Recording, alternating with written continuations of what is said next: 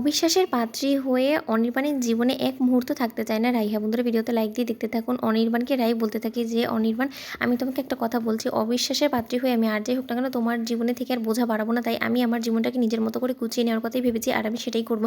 তখন অনির্বাণ বলতে থাকে যে প্লিজ রাই, তুমি আমাকে মুক্তি দাও, কারণ আমারও বোঝা হয়ে গিয়েছে যে তুমি যে কতটা আমাকে ভালোবেসেছিলে, সেটারও আজকে আমি হাতে নাতে প্রমাণ পেয়ে গেছি। এই একটি মাত্র রিপোর্ট আমার কাছে সব কিছু জলের মতন পরিষ্কার করে দিয়েছে। ওদিকে রাই কাঁদো কাঁদো আওয়াজে স্রোতকে ফোন করে বলতে থাকে যে স্রোত, আমার জীবনে সব কিছু শেষ হয়ে গিয়েছে, আমি আবারও হেরে গিয়েছি। তখন এই কথা বলা মাত্র স্রোত বলতে কি হয়েছে দিদি ভাই, তুই আমাকে খুলে বল না গোটা বিষয়টা। তোর না আজকে রিপোর্ট আসার কথা ছিল, সেই রিপোর্টে কি এসেছে বল, কিসের টেস্ট করেছিলিস তুই, তোর কি কোনো কিছু সাংঘাতিক হয়েছে বল না দিদি ভাই, আমার কিন্তু এখন মনটা অনেক বেশি কুগাইছে, বল আমাকে খুলে বল। তখন এই কথা বলা মাত্র রাই বলতে থাকে যে স্রোতের ডাক্তার বলেছে যে আমি নাকি প্রেগনেন্ট, তুই বিশ্বাস কর বোন, প্রেগনেন্ট হওয়ার মতন এমন কোনো কিছু আমাদের মধ্যে এখনও ঘটেনি যে যার ফলে কিনা আমি প্রেগনেন্ট হতে পারি। এই রিপোর্টটা ভুল, কিন্তু তা সত্ত্বেও বারবার এই টেস্ট করানোর সত্ত্বেও কেন রিপোর্টটা পজিটিভ আসছে সেটাই আমি বুঝতে পারছি না। ওদিকে কথা বলা মাত্র স্রোত বলতে থাকে দিদি ভাই তুই কি শিওর যে এই রিপোর্টটা কোনো মতে পজিটিভ হওয়ার কোনো রকম সম্ভাবনা নেই? তখন এই কথা বলা মাত্র রাই বলতে থাকে যে স্রোত, তোরা আমার উপরে সন্দেহ হচ্ছে? তখন এই কথা বলা মাত্র স্রোত বলতে থাকে না না দিদি ভাই, আমি শুধু ক্রস চেক করার জন্য তোকে এই কথাগুলো জিজ্ঞেস করছি, এছাড়া আর কোনো কিছু না। তুই একটু ধৈর্য ধর দিদি ভাই, তোকে কে বা কারা ইচ্ছাকৃতভাবে ফাঁসানোর চেষ্টা করছে সেই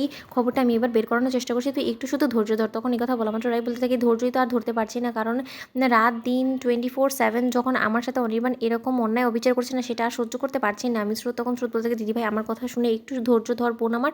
ওদিকে স্রোত বলতে থাকে যে এই বিষয়ে আমি কার থেকে হেল্প নিতে পারি? আচ্ছা, এটা কি আমি সার্থক স্যারের বাবার সাথে একবার কথা বলবো এই বিষয় নিয়ে? ওদিকে সার্থকের বাবার বাড়িতে গিয়ে স্রোত বলতে থাকে যে আঙ্কল, আমার ইমিডিয়েটলি তোমার হেল্প লাগবে, আমি আশা করি তুমি আমার বিপদে হেল্প করবে। তখন কথা বলা মাত্র সার্থকের বাবা বলতে থাকে মেয়ের বিপদে বাবা হেল্প করবে না সেটা কি করে হয় বলতো, তুই আমাকে বল শুধু কী হয়েছে। ওদিকে স্রোতের রায়ের গোটা বিষয়টা খুলে বলার পর সার্থকের বাবা বলতে থাকে কী বলছিস, বেশ সাংঘাতিক একটা বিষয়, তো এই জিনিসটাকে তো খুব গভীর থেকে এখন স্টাডি করতে হবে। কেন জানি না আমার মনে হচ্ছে যে বারবার করে রিপোর্ট করানোর সত্ত্বেও যখন রিপোর্ট পজিটিভ আসে সেটাতে তো কোনো রকম কোনো গরমিল অবশ্যই আছে। যখন কিনা তোর দিদিভাই বারবার করে দাবি করে এটাই বলছে যে ওর রিপোর্টটা পজিটিভ আসার কোনো রকম কোনো চান্সই নেই, তাহলে এর পিছনে নির্ঘাত কোনো রকম কোনো রহস্য বা ষড়যন্ত্র লুকিয়ে আছে, সেটা হয়তো বা আমরা মিস করে যাচ্ছি। তখন কথা বলা মাত্র স্রোত বলতে থাকে যে আচ্ছা আঙ্কেল, তুমি কি ইন্ডিকেট করছো? তখন কথা বলা মাত্র সার্থকের বাবা বলতে থাকে যে দেখ, এই জিনিসটার দুটো সাইড হতে পারে, হয়তো বা কেউ ইচ্ছাকৃতভাবে ভুয়া রিপোর্ট বানানোর জন্য সেই ডাক্তারটাকে বা সেই ল্যাবে মানুষকে প্রলোভন দেখিয়েছে টাকা, নয়তো আরেকটা দিক হতে পারে যে হয়তো বা সেই ল্যাবের থেকেই কোনো মিস্টেক হয়েছে। তখন কথা বলা মাত্র স্রোত বলতে থাকে না আঙ্কেল, তুমি যে দ্বিতীয় সাইডটার কথা বলতো সেটা কোনো মতেই সম্ভব না, কারণ সেটা যদি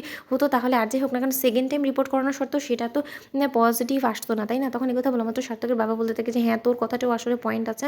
ওদিকে সার্থকের বাবা বলতে থাকে যে একটা কাজ কর, তুই বরঞ্চ তোর দিদি ভাইয়ের ব্লাড টেস্টটা অন্য একটা ল্যাবে দেওয়ার চেষ্টা কর, আর সেই ল্যাবের রিপোর্ট কী আসে তখন আমরা সেটার উপরে বিবেচনা করে আমাদের দ্বিতীয় স্টেপটা নির্ধারণ করবো। তখন কথা বলা মাত্র স্রোত বলতে থাকে যে দিদিভাইকে এই বিষয়টা মানবে ভালোভাবে?